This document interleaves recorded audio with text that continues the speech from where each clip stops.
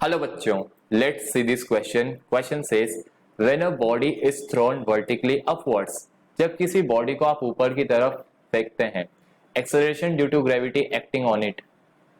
Options goes on decreasing, remains constant, goes on increasing, none of above.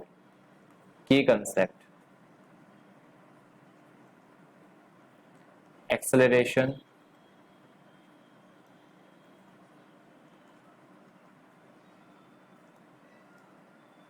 due to gravity. Acceleration due to gravity. This is Earth, centre O and ये आपकी surface है। जैसे जैसे अगर आप centre पे बात करते हो, एक्सेलरेशन ड्यू टू ग्रेविटी 0 होता है। अब सेंटर से आप सरफेस की तरफ जाते हो ना, तब एक्सेलरेशन ड्यू टू ग्रेविटी बढ़ता है, और सरफेस से आप ऊपर जाते हैं तो एक्सेलरेशन ड्यू टू ग्रेविटी घटता जाता है। सरफेस पे जी मैक्सिमम होता है। तो अगर आप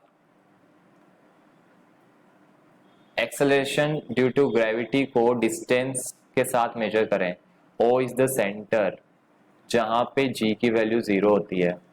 this is radius of earth. तो ये स्ट्रेट लाइन बनता है, इसको आप स्ट्रेट लाइन बनाएं। स्ट्रेट लाइन लेट्स सही है 8 मीटर पर सेकेंड स्क्वायर। ये है सरफेस। सरफेस पर जी की वैल्यू होती है मैक्सिमम,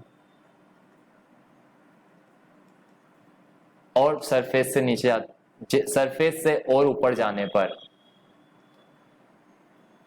हमने लिखा है ना, सरफेस से ऊपर जाता जी की वैल्यू घटती जाती है। तो दिस इज अबोव सरफेस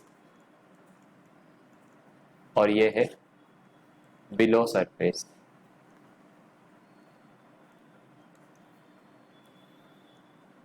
वो कह रहा है जब आप ऊपर की तरफ फेंकते हो तो action due to gravity acting on it घटता है, बढ़ता है, क्या होता है। तो हमने कहा सरफेस ये है और आपने ऊपर फेंका,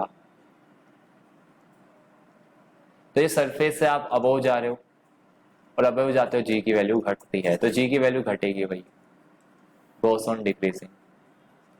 answer A. This is your answer. I hope you understood the solution very well. Best of luck. Thank you.